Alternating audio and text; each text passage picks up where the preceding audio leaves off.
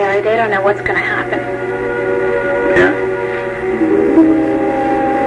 Obviously, you could care less. Well, Sam, of course I care. I don't even know the guy. I got other things in my mind, you know? Oh. Yeah, right. Like the fact that Jenny must have thrown you out of bed on her first night back. I meant to have this stuff cleared away before you got here. What happened, Brad? Did you get drunk or something? No, I did not get drunk. I haven't had anything to drink since she went away. And why did you sleep here? I did. She did. She, was coming down with a cold. Oh, come on. What, do you think I was born yesterday? Maybe a few hours ago, right? All right, Sam, just... Well, what is going on, Brad? What have you done now? Nothing. It's weird. It's just she went off on this religious retreat. She's come back and she's acting like a tiger. No longer the purring pussycat, you mean? No, well, certainly no purrs. No, a lot of growling, yes. Well, good for Jenny. I think it's time that she stood up to you. Thanks, Sam.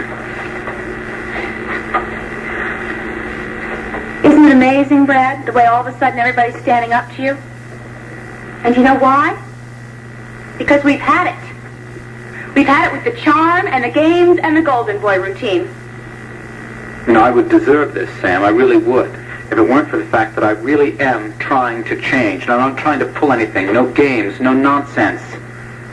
I'm just a guy who wants to get on with his life now and try and make his wife happy.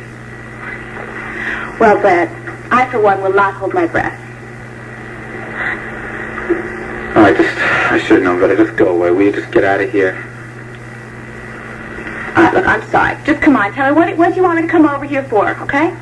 Because I thought, foolishly enough, you might be able to help me. Doing what? Forget it, Sam. It was a stupid idea. The only thing it could have been, of course, is that you wanted to ask another favor of me, right? Yeah, you wanted to ask me to talk to Jenny. Is that it, Brad? You wanted me to tell her what a, quote, good boy you were while she went away. Yeah, well, that wouldn't be a lie, would it? I'm glad you didn't ask me. Because I would have had to turn you down. This way we can just avoid all that.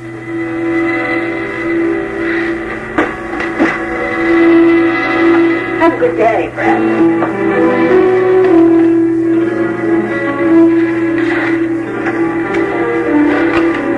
I've got to get over to OR and see how things are going there. Well, I guess we've covered everything, except one little fact. What's that? I don't want you to be afraid tomorrow when you go under, Jim, because the famous Dr. Jack Scott will be operating on you. And, as we all know, he is the most brilliant man in the field.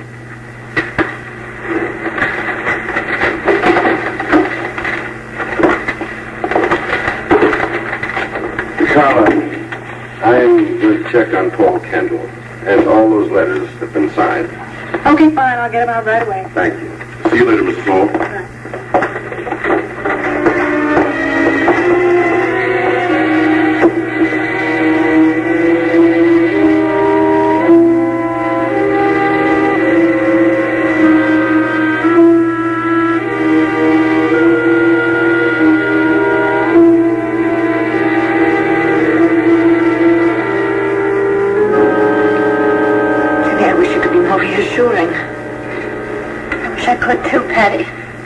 It's just one of those things. You have to wait until the operation is over before you know what's happening.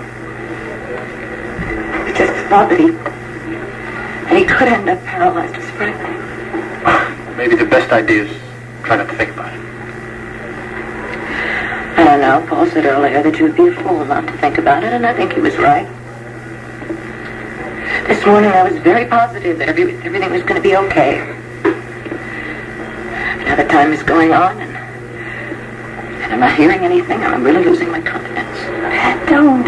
Come on, try to hang on until the operation is over. Jenny, that is still hours away.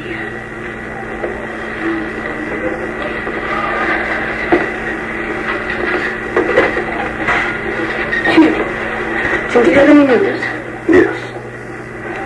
I've just come from surgery.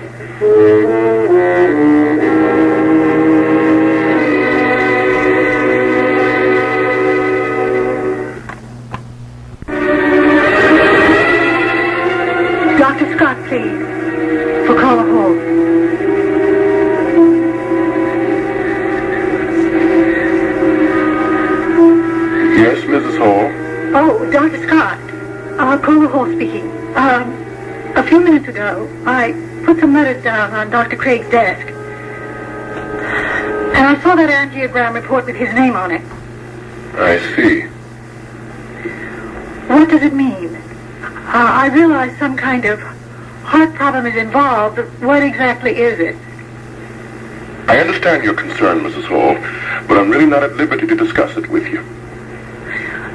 Doctor, I know all about doctor-patient confidences and professional ethics and that sort of thing, but since I've read the report, surely no betrayal of confidence is involved. I'm sorry, Mrs. Hall, but I can only discuss his condition with members of his immediate family and with him.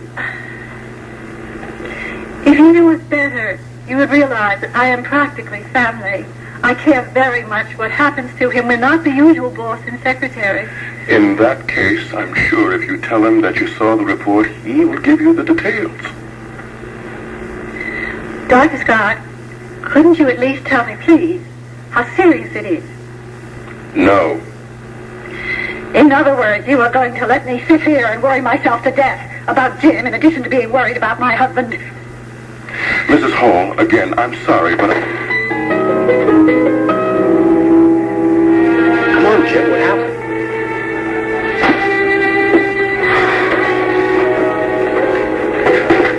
they have just completed the first part of the surgery. There was no injury to any of the vital organs. Thank God. How's his strength? He's been holding up very well. I think you were right, actually. This morning, I think it was very good for him to see you before he went in. Well, now they're beginning the second part of the surgery on that bullet near the spine. Now, that's going to be very complicated. It's going to take longer. Well, so far so good, right? And, that's what I'm going to hang on to. You're crazy. No. The last thing I am is crazy. Why? It's just too dangerous. Yes. It is dangerous. But more than that, it's daring. Just daring enough to work. I think you love all this, you know that? I think you get your kicks out of constantly putting us in situations where we could get killed. Look, Herman.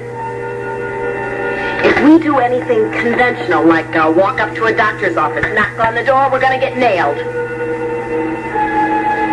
They'll know we're hiding out in Philadelphia. Right now, they don't know where we are. That's assuming we can get in and out of a doctor's office without some cop tapping us on the shoulder. I'll mention shoulders, will you? Well, all right. Forget it. It's your arm. If you want blood poisoning, fine. We'll just sit here and watch the streaks run to your hearts. All right. Let's go.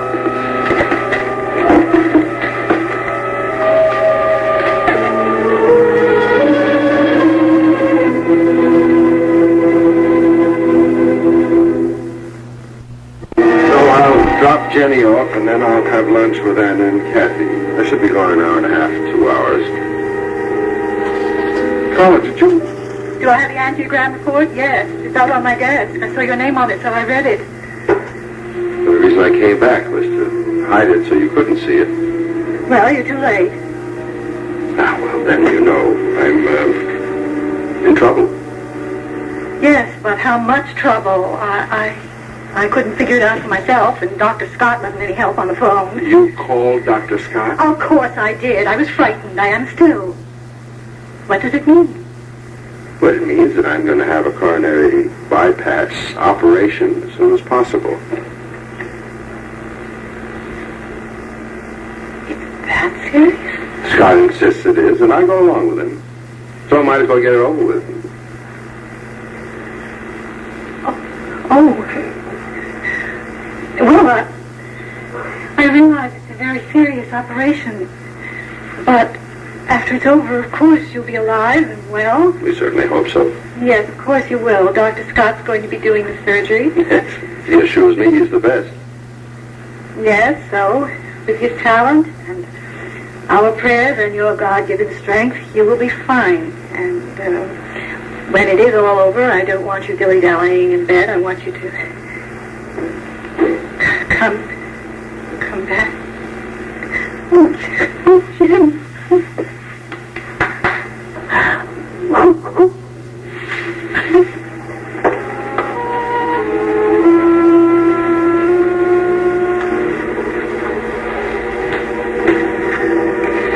Tony, I'm going back upstairs now. I don't like being this far away from home for so long.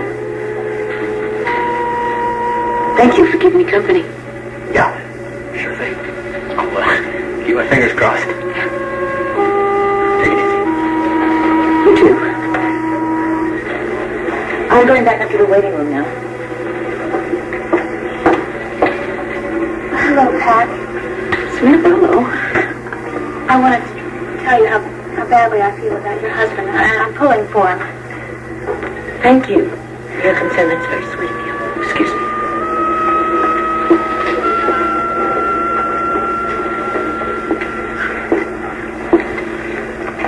Fancy meeting you here? Yeah. Want some company? Not very much in the mood to talk, sir. You worried about Paul? Of course I am. Are you more worried about Pat, aren't you? I can see that you are. You have that same expression that you always have when you're thinking of her, and it's never a very happy one. So now you're going to sit here and analyze my facial expressions? No. I don't like seeing you so unhappy. Well, there's nothing you can do about it. Tony, Pat doesn't need you. Isn't that obvious to you? Samantha, She doesn't want you. Why do you keep hanging on? you're going to make me very angry. What's making you angry is the truth. It is over between you and Pat. Nothing is over that quickly. If you knew anything about real love, you'd understand that. Are you sure you know about real love? Or are you just so used to being miserable without Pat that you're starting to enjoy it these days? Samantha, don't you have something else to do, like work on my books? What are you going to do, Tony? You're going to sit here and wait till the operation's over? I think maybe you're hoping that Paul dies. That way you might have a chance. That's it. Now, I have given you a lot of room because I thought you were a kid. But that is the last straw. I'm sorry. Yeah, well, I'm sorry, too. Real sorry. From here on out, you don't concern yourself with who I go out with, what I do, or what I think about. Now, do you have that straight?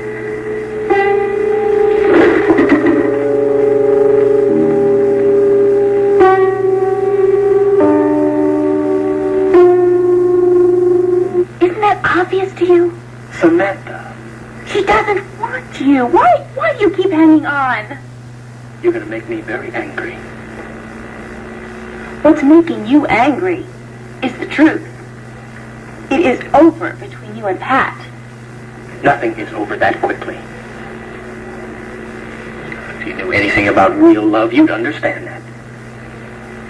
Are you sure you know about real love? Or are you just so used to being miserable without Pat that you're starting to enjoy it these days? Samantha, don't you have something else to do, like work on my books?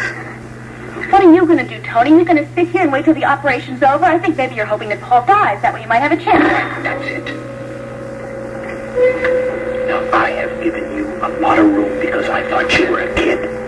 But that is the last straw. I'm sorry. Yeah, well, I'm sorry, too. Real sorry. From here on out, you don't concern yourself with who I go out with, what I do, or what I think about. Now, do you have that straight?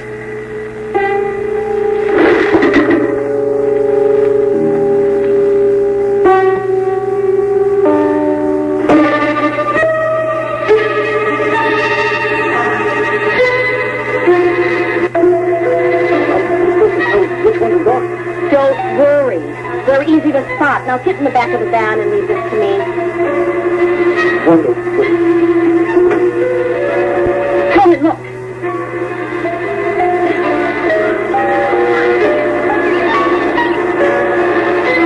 Now that's a doctor if I ever saw one. Yeah. Okay, get set. And wait for me to open the back door.